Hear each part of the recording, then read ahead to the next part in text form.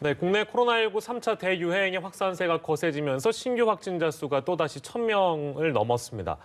최근 일주일간 일평균 지역 발생 확진자 수도 처음으로 사회적 거리두기 3단계 범위에 들어왔습니다. 정세균 국무총리는 상황에 따라 마지막 수단인 3단계 상향 결정도 배제할 수 없다면서 관련 지원책 검토를 지시했습니다. 자세한 소식을 유병욱 순천향대 서울병원 가정의학과 교수 그리고 김수민 시사평론가와 짚어보겠습니다. 어서 오세요. 오십시오. 네, 다시 1,000명대로 올라섰고 역대 최다 기록입니다. 굉장히 엄중한 상황인데 글쎄요, 유병욱 교수님, 이건 아직 정점이 아니라고 봐야 되는 걸까요? 어떻습니까? 정점으로 평가하기엔 좀 이른만 있습니다. 그 이유는 우리가 재생산 지수라든지 감염 생산 지수를 봤을 때 우리가 보통 1.4다, 1.2다라는 숫자를 들으셨을 거예요. 그렇다고 하면 1,000명에 1.4면 다음은 1,400명이 되는 게 맞겠죠? 네. 즉, 그 수치가 0.9 밑으로 떨어져야 그때부터 이 확진자라고 하는 숫자가 줄어들 텐데 예. 문제는 제가 여러 번 인용을 한 적이 있는데 제가 최근에 나왔던 연구 논문 중에 가장 신뢰하면서도 수학적 계산적으로 신뢰할 만한 것이 그 호주 국립왕립대에서 나온 그런 계산 방법이 있습니다. 예. 각 국가의 사망자 숫자를 기초로 해서 역순으로 계산했을 때 발표 당시에 확진자 대비 얼마만큼의 환자가 있을까라고 하는 그런 연구 결과였는데요. 나온 지 한 2주 됐거든요. 예. 이태리 같은 경우는 발표되는 확진자의 약 7배, 한국 같은 경우는 확진자 약 2.6배가 그 발표의 시점에서부터 동시대에 있을 것이라고 추측할 수 있는 그런 연구 논문이었습니다. 예. 제가 거기에 왜 신뢰를 하고 있냐면 실질적으로 확진되기 전에 증상이 없었고 확진 이후에도 14일간 생활치료센터 등에서 계신 동안에도 전혀 증상이 없이 나중에 격리 해제되셨던 분들의 비율이 40%까지 올라가는 것을 역수준으로 계산하면 예. 보통 1,000명 기준으로 했을 때 오늘 만약에 우리가 집중적으로 우리나라 국민의 30% 이상을 동시에 검사를 했다. 기존에 확진을 받았던 사람.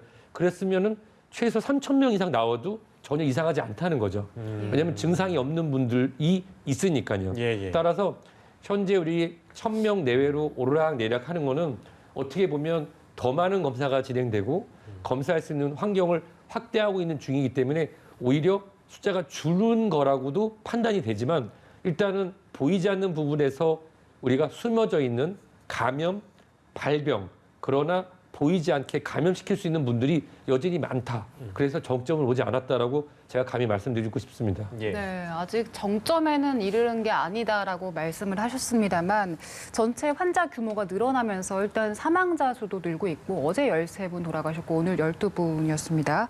그리고 위중증 환자 역시도 최근 굉장히 급격하게 늘어나고 있거든요. 사실 이 위중증 환자분들의 그런 발생은 요양시설 관련의 것이 높습니다.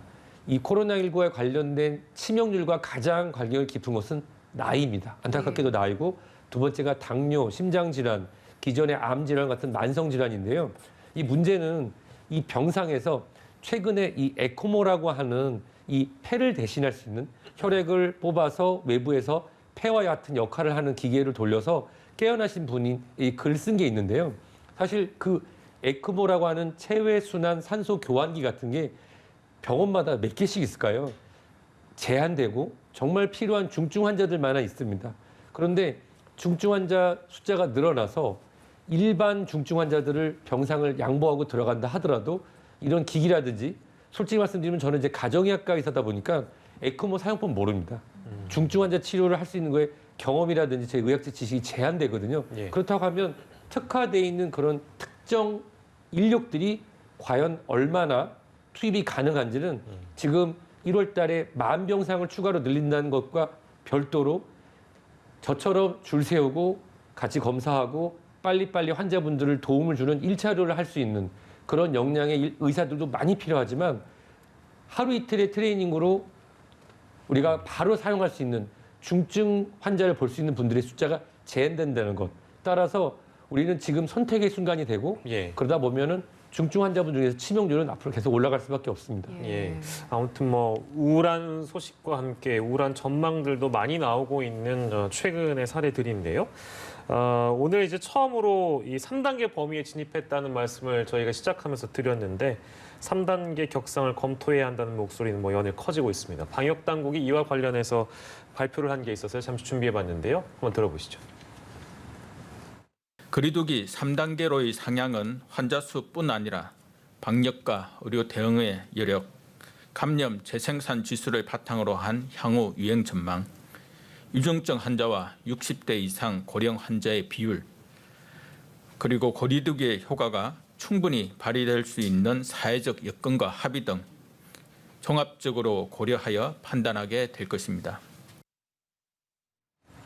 네, 윤태호 중앙사고수습본부 방역총괄반장의 언급이 있었습니다. 두 분께 질문 다 드리고 싶은데요. 유 교수님께서는 3단계 가야 된다고 보시는지요? 사실 저는 이제 단계를 상향하는 데 있어서 국가와 정부 여러 가지 측면을 고려한다는 점에서 바로 예전에 이제 1.5단계, 2.5단계, 5단계로 세분화되기 전에도 이 전국적인 락다운에 준하는 마지막 단계를 저는 지지하지 않는 의료인 중에 한 명이었습니다. 네네. 근데 지난주부터 제가 지속적으로 나오는 그런 여러 가지 정보, 데이터 값들을 보고 해외, 독일이라든지 호주라든지 인근 방역을 실시하고 나라를 봤을 때 한국은 지난 주말부터 3단계로 진입을 하는 것이 맞다라고 하는 그런 저는 판단하게 됐습니다. 보통 이재갑 교수 등 많은 전문가들이 그 이전부터 얘기를 했었는데 이 방역적 측면의 의료진들이 하는 얘기와 또 일상에서의 느끼시는 게 괴리감이 있을 수 있거든요. 어떻게 보면 저는 그 중간 정도 있다고 제가 말씀을 드리고 싶은데요. 실제로 저는 선별진료소에서 환자분을 모시고 또 코로나 환자분들의 가족분들과 또 코로나 검사를 하루에도 100건씩 계속하는 팀에 같이 있거든요. 있는데 지금 현재 상황으로 볼 때는 이미 우리나라가 갖고 있는 또 의료진이 갖고 있는 방역의 그러한 역량을 넘어서고 있다고 저는 지난주도 판단이 되고요. 지금부터 3단계를 우리가 진입을 한다고 하더라도 그 효과는 2-3주 후에 나타날 가능성이 큽니다. 따라서 아까 잠시 말씀드린 것처럼 치명률을 줄이기 위해서 갑작스럽게 중환자를 치료하기 위한 기기를 구입해서 설치할 수는 있지만 그러한 기기들을 운영하고 환자분들을 진심으로 경험으로 모실 수 있는 의료진들이 얼마나 되는지 우리가 냉정하게 판단을 한다면 지금 바로 3단계에 대한 깊은 논의가 돼서 진행이 되면 그래야 2-3주 후에 치명률을 낮출 수 있다고 판단돼서 3단계로 진입을 해야 된다고 정말 무거운 말씀을 드리고 싶습니다. 매번 그랬습니다만 사실 정부에서 가장 걱정하는 부분은 사실 경제라는 부분이었는데 최근에 이제 자영업자나 소상공인들 인터뷰를 들어보면 자꾸 이렇게 할 거면 그냥 빨리 3단계로 올려서 지금의 어떤 이 우울한 터널을 단박에 좀 뽑아내고 싶다라는 말씀들을 많이 하시더라고요. 김수민 평론가 생각은 어떻습니까? 이 방역에 크게 실패하게 되면 경제도 실패를 하게 되는 거거든요. 그래서 그런 의미에서는 꼭 방역과 경제를 반비례 사이로 놓을 필요는 없다라고 하는 것이고 그 점에서 저는 좀 더 격상에 적극적인 입장이기도 했었습니다. 그리고 상인들 입장에서 3단계로 올려주면 확실한 신호가 들어오는 거기 때문에 그걸 토대로 해서 임대료라든지 이런 부분에 있어서도 이거는 불가피한 사태이기 때문에 면제가 돼야 된다. 이런 주장을 좀 더 강력하게 할 수 있는 그런 근거가 될 수 있거든요. 그런 의미에서는 좀 어정쩡한 것보다는 3단계가 낫다라는 여론이 또 일어나는 것 같습니다. 근데 이제 다 지나고 나서 하는 얘기들이라서 올려야 된다 말아야 된다 얘기하는 게 좀 부질없어 보일 수도 있는데 조금 문제가 있었던 것은 이제 정부에서 격상을 할 때는 좀 신중하고 천천히 하는 편이고 풀 때는 빨리 풀었거든요. 이 10월 중순부터 다시 1단계로 푸는 분위기로 돌입을 했다가 11월 중순까지도 계속 별 움직임이 없다가 그다음에 이제 2단계, 2.5단계에 굉장히 천천히 올렸던 것이 조금 너무 신중했던 것이 아닌가 그런 생각도 한편으로 들고 그리고 3단계도 할 것 같았으면 조금 더 빨리 하는 것이 어땠을까라는 생각도 들어요. 왜냐하면 이제 3단계를 만약에 나중에 내년이라든지 이때 또 해야 될 경우도 있을 수 있는데 그 전에 어떤 사전 예방 조치로서의 3단계를 선포하면서 조건 없이 2주일만 하겠다. 2주 뒤에 어떻게 되든 간에 3단계를 풀겠다라고 선언하고 그런 좀 온건한 3단계 이런 것도 가능했던 거거든요. 근데 지금은 좀 시점이 좀 지나버리지 않았나 이런 아쉬움이 좀 한편으로는 또 있습니다. 네, 조금 전에는 소상공인들 그리고 자영업자분들 이야기였는데 일반 시민분들, 소비자분들 입장에서도 3단계가 격상이 되면 이용할 수 있는 시설들이 많이 줄어들다 보니까 좀 그에 맞춰서 대비를 하는 분들도 있더라고요. 그렇습니다. 저만 해도 어제 미용실하고 마트를 갔다 왔거든요. 왜냐하면 미용실 마트가 3단계에 들어가게 되면 다 폐쇄가 됩니다. 이외에도 영화관, 공연장, PC방, 놀이공원, 독서실, 스터디 카페, 결혼식장 다 3단계에서는 영업이 중단이 되는 그런 시설들인데 마트나 임의용업 쪽은 특히 이제 생활 필수적인 부분이기 때문에 예. 뭐 사재기 현상이라든지 또 임의용업 쪽으로 예약이라든지 방문이 몰리는 그런 현상들이 일어나고 있습니다. 이것은 뭐 불가피한 것이라고 봐요. 네. 예, 근데 향후에 만약에 3단계를 갔을 때 좀 생각을 해봐야 될 부분을 마트를 이제 편의점 같은 경우는 다 열게 되는 거고요. 예. 이 3,000제곱미터 이상 백화점이라든지 대형마트 이런 쪽이 영업 정지가 되는데 꼭 그렇게까지 해야 되는지 이건 좀 의문의 여지가 있습니다. 지금 업계에서도 어느 정도는 열어주는 것이 어떻겠느냐. 이를테면 생필품 코너는 열고 나머지 뭐 의류 코너라든지 이쪽만 닫는 게 어떻겠느냐 이런 네. 의견 또 나오고 있고 그게 아니더라도 면적당 인원을 어느 정도 계산을 해서 몇 명까지는 들어갈 수 있도록 뭐 예. 그 정도로 통제하는 방안도 있을 수 있거든요. 예, 예. 또 검토를 해볼 필요가 있겠고 소비자 입장에서는 이제 편의점은 계속 열려 있다는 거 기억을 하시고 마트에는 이제 편의점에서 쉽게 살 수 없는 것을 산다라고 생각을 하시면 더 좋을 것 같습니다. 임의용업 같은 경우도 이제 너무 어떤 분은 머리를 깎는 것을 좀 깜빡해서 너무 네. 덥수룩해서 생활이 좀 불편하신 분도 있을 수 있는데 이것도 한번 검토의 여지는 있겠다. 예를 들어서 뭐 같은 시간대 같은 공간에 한 명씩 깎는다. 뭐 네. 이런 식으로 요즘은 또 예약제도 많이 실시를 하니까 그렇죠. 그런 공간들을 좀 감안해서 여러 가지로 열어놓고 판단해야 되지 않을까 예. 그런 생각도 한편으로 듭니다. 뭐 근데 유럽 각국에서 이제 연말 앞두고 뭐 봉쇄 조치들이 이제 속속 이어지는 것 같아서 독일을 일단 저희가 오늘 먼저 연결해서 들어봤는데 고강도 봉쇄 조치를 발표하는 배경은 어디에 있을까요, 교수님? 우리가 추석 전후로 해서 고향의 어르신을 만나러 가지 않는 것이 효도다. 이런 얘기가 있었죠. 예, 예. 사실 이 성탄 전후로 해서 유럽 사람들은 전역으로 움직입니다. 유럽이 한 나라입니다, 현재는. 예. 그래서 국경 봉쇄라는 의미가 실질적으로 한 나라에서 막게 되면 한 지역이 막히고 여러 지역이 이제 연쇄적으로 막히게 되는데요. 문제는 독일 같은 경우는 비교적 공공의료와 민간의료가 균형이 잡혀 있고 예, 예. 의학의 수준도 굉장히 높은 편인데도 일제 이렇게 문을 닫는 이유는 바로 고령화 사회이기 때문입니다. 우리나라도 이제 고령화 사회에서 초고령화 사회로 넘어가고 있는데 예. 유럽의 많은 나라는 이미 고령화 사회로 넘어가 있고 고령화 사회에서 코로나19의 환자가 확산되는 경우 중환자를 수용할 수 있는 시설이 부족하다는 것은 이미 올 초에 밝혀졌죠. 이탈리아 같은 경우도 그렇고 예. 비교적 의료 선진국인 프랑스 같은 경우도 비슷한 걸 경험했기 때문에 두 번 경험하지 않겠다라는 의미로 봉쇄를 들어가는 거고요. 사실 독일이 봉쇄를 진행하는 의미는 이렇게 생각하시면 됩니다. 유럽은 한 나라인데 거기에서 경제와 그리고 산업의 축 그리고 의료의 축을 맡고 있는 독일이 봉쇄를 함으로써 인근 국가에 메시지를 보내는 거죠. 우리가 같이 봉쇄해서 이번 위기를 넘어가자라고 하는 그런 메시지로 받아들이는 거 판단이 됩니다. 예. 네. 신규 확진자 규모에서는 사실 월등히 차이가 나는 상황이긴 하지만 일단 독일 상황 그리고 우리나라의 상황이 좀 비슷한 면들이 많아 보이는데 일단 독일은 전면 봉쇄에 들어갔는데 우리나라는 일단 수도권 3단계는 그 전면 봉쇄에 준하는 수준은 아니잖아요. 네. 근데 이 정도까지 가야 될 거라고 보시나요? 확산세나 확진자 수라든지 지금까지 흐름을 봤을 때 한국은 그래도 유럽 국가들보다는 좀 상황이 안전한 편이라고 볼 수가 있는 거겠죠. 물론 이렇게 심각해지고는 있지만 현재 이 확진자 수만 놓고 보더라도 유럽하고는 전혀 다른 상황이 있다고 볼 수가 있습니다. 그리고 겨울철에 산밀 환경 때문에 더 확진자가 불어나는 경향이 있는데 한국은 독일보다는 날씨가 맑고 그리고 이제 기온이 높은 편이기 때문에 유럽 국가랑 똑같이 비교할 건 아닌 것 같고요. 사실 우리가 설정해 놓은 3단계도 예. 락다운이라고 볼 수는 없는 그런 부분들이 네네네. 좀 있습니다. 식당도 그대로 물론 면적 제한은 있지만 열게 되도록 그렇게 되어 있는 것이고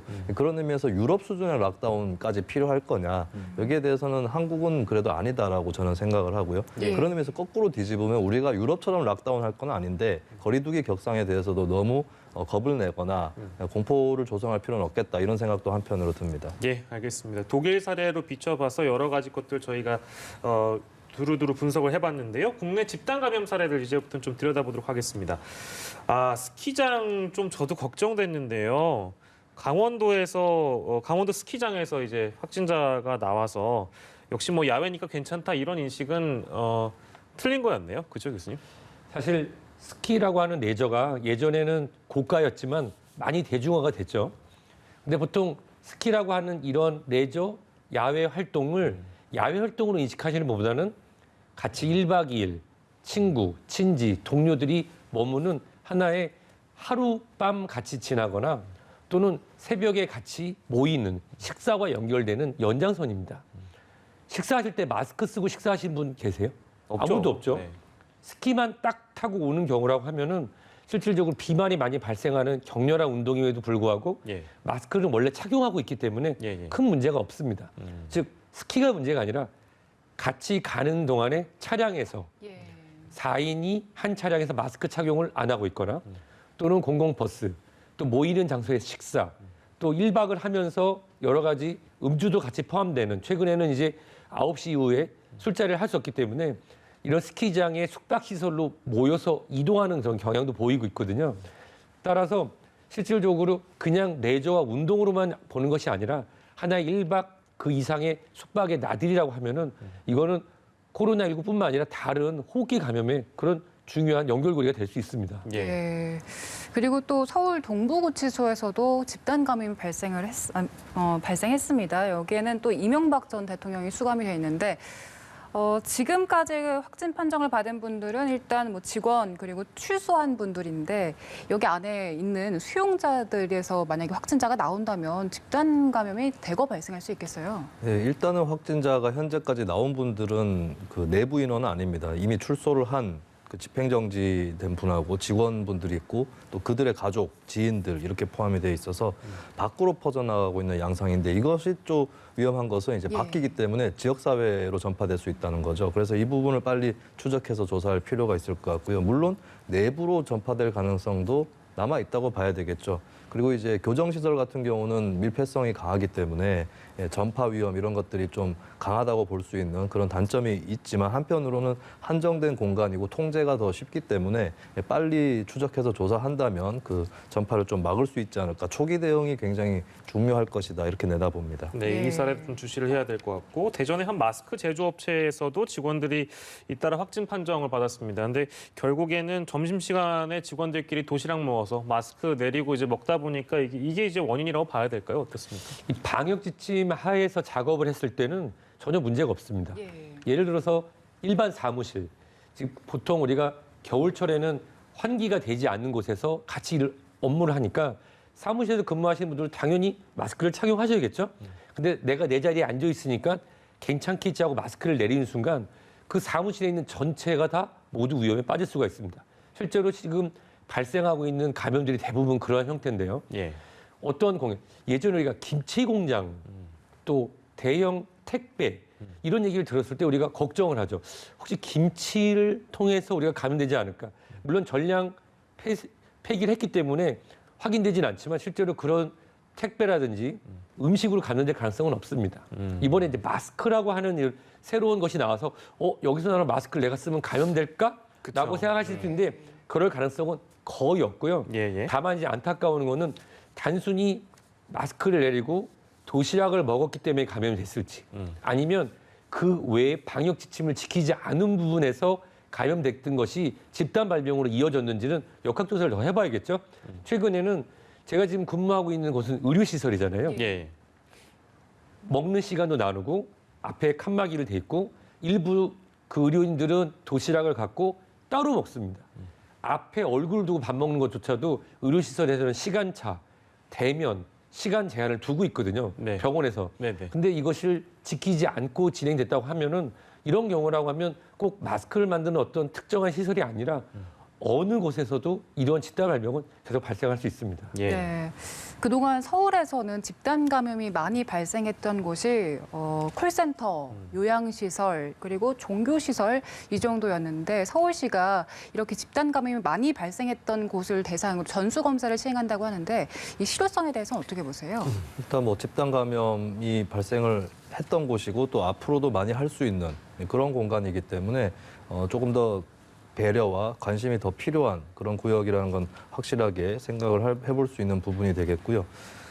그래서 이제 이쪽을 먼저 선제적으로 검사를 해서 앞으로의 어떤 감염 전파라든지 이런 것들을 막는 거 이 자체는 긍정적이다라고 예. 볼 수가 있겠습니다. 근데 하나 유념을 해야 될 부분은 사실 이 검사를 하고 음성 판정이 나온다고 해서 그분이 앞으로도 계속 안전하다 이렇게 볼 수는 없는 것이고 또 계속해서 검사를 해야 되는 그런 가능성이 또 열려 있는 거거든요. 근데 그러다 보면 이제 저 뭐 하나의 우려 기후일 수도 있는데 이제 검사의 총 역량에서 이렇게 할당해서 저런 부분에다 하다 보면 이제 어떤 역량이 한정돼 있는 곳에서 좀 훼손이 일어나지는 않을까. 그러니까 다른 사람들도 받고 해야 되는데 그런 거는 이제 제가 하나의 가능성으로서 우려를 하는 겁니다. 그런 것이 없도록 한다는 전제 하에서 조금 선제적으로 이런 집단 감염이 일어났던 시설에 점검을 하는 것에 대해서는 일단 필요한 조치인 것 같습니다. 예, 뭐 이제 이 발표를 하면서 시민 전체에 대한 전수 검사까지도 각오하고 있다. 이제 이런 언급이 나왔어요. 이 내용 다뤄봤고 이건 이제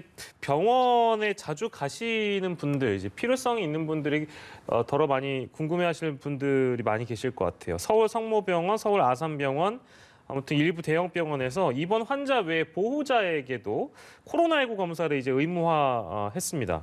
환자의 보호자 이제 교대할 경우도 있는데 그 경우에도 이제 마찬가지로 적용을 하는 거고요. 잘한 조치라고 보시는지요, 교수님? 환영합니다. 예. 사실 2015년 메르스 코로나 바이러스 때도 이 보호자 그리고 우리가 감염을 인지하지 못한 의료인들이 병상을 돌면서 집단 발병이 됐었고 국내에서도 코로나 1차 감염과 2차 감염 중간에 대형 병원이 문을 닫는 경우가 이런 비슷한 사례였습니다. 네.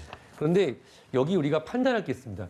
대한민국의 이런 병문안 문화가 많이 바뀌었는데도 불구하고 네네네. 누가 입원하면 한 번은 가봐야 그쵸. 되지 않을까라고 하는 그런 부분이 있죠. 예. 최근에는 우리 간호 선생님들이 고생을 많이 하시는데 요양 그 전담으로 진행될 수가 있습니다. 즉 보호자분이 오지 않으셔도 예. 병원에 있는 의료진만으로도 진료가 진행되고 또 입원을 할 수 있는, 물론 거기 이제 부합되는 경우에는 진행이 가능한 것이죠. 이런 부분에 있어서 환영을 하고요. 일부 초기에는 좀 저항이 있을 거라 생각됩니다. 예. 우리 검사 비용을 누가 낼 건데. 그렇죠, 그렇죠. 네, 그렇지만 실질적으로 보면 제가 저희 부모님이 입원하셨을 때 의료인이 아닌 그 아들로 예. 보호자로 있을 때 보면은 제가 이제 부모님을 모시고 있잖아요. 근데 이제 몇 년 전 일입니다. 저쪽에 계신 분이 거기 아드님 이 물 좀 떠다 주세요 그러면 저쪽에도 제가 가서 물도 떠다 주고 검사 받으러 가는데 의자에도 앉혀드리고 하죠. 예, 예. 접촉이 발생할 수밖에 없습니다. 예. 그런데 실제로 의료인들이 지키는 방역 수칙과 보호자분들이 아무리 잘 하신다고 해도 이 방역 수칙은 지키기가 어렵습니다. 요즘에는 입원하시는 모든 분들이 코로나19 전수검사를 받고 안전하게 입원과 수술을 진행하고 있는데요. 네. 이 보호자분들 같은 경우는 아직 우리가 모르는 미제 영역이기 때문에 실질적으로 선제적으로 제한하고 특히 지금은 병원은 병원 내 3단계를 실시하고 있는 곳이 많습니다. 제가 근무하고 있는 병원도 이미 전부터 3단계를 시행을 해서 예. 근무하고 있는 의료진 모든 의료 선생님들 뿐만 아니라 계신 병원에 계신 분들에게 3단계에 준하는 것을 권하고 있습니다. 예. 근데 여기에 더해서 선제적으로 보호자분들 또 보호자 교대 시 코로나19 검사를 한다는 것은 예. 경각심을 주는 메시지일 뿐만 아니라 예. 조금 더 환자분들을 안전하게 모실 수 있는 안전장치가 될 수 있을 것 같습니다. 예. 수도권 상황도 심각하지만 지금 대구도 굉장히 상황이 안 좋습니다. 집단 감염이 계속해서 발생하고 있는데 대구는 너무 방심했던 게 아니냐 이런 지적이 나오면서 지금 좀 급하게 특별 방역 대책을 내놨어요. 네, 일단 10인 이상 식사 모임 금지를 권고한다라는 내용이 특별 방역 대책에 들어가 있고요.